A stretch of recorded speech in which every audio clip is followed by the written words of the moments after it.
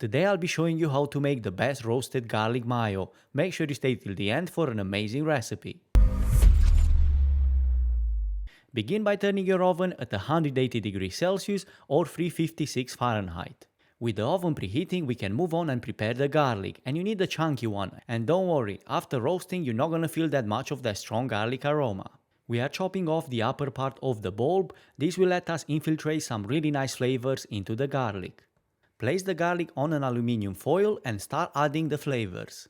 We are starting with about 20 to 30 milliliters of good extra virgin olive oil. After that we are adding a good pinch of salt and a good pinch of freshly grounded black pepper. Now you could stop here, but I highly recommend adding some thyme and some rosemary. Whether you add it fresh or not, or it's dry, it doesn't really matter, but just make sure you add some of these flavors. It will bring this garlic to a whole new level. Now bring all four corners of the foil together. This will seal the garlic into an environment that will get all that nice flavor that we've added. In the oven it goes for about an hour, more than enough time to prepare our homemade mayo.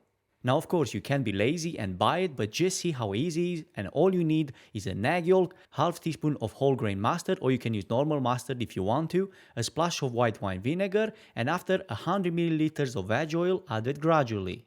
At the end, if you feel like your mayo is too thick, you can add a half teaspoon of water. And trust me, this is a nice little trick to get it at the right consistency. After 1 hour, get the garlic out the oven, but give it about 5 to 10 minutes because it's boiling hot. The part that I was meant to show you, it was when getting the garlic out the skin, but I didn't film it. Completely missed it. I absolutely forgot to press record.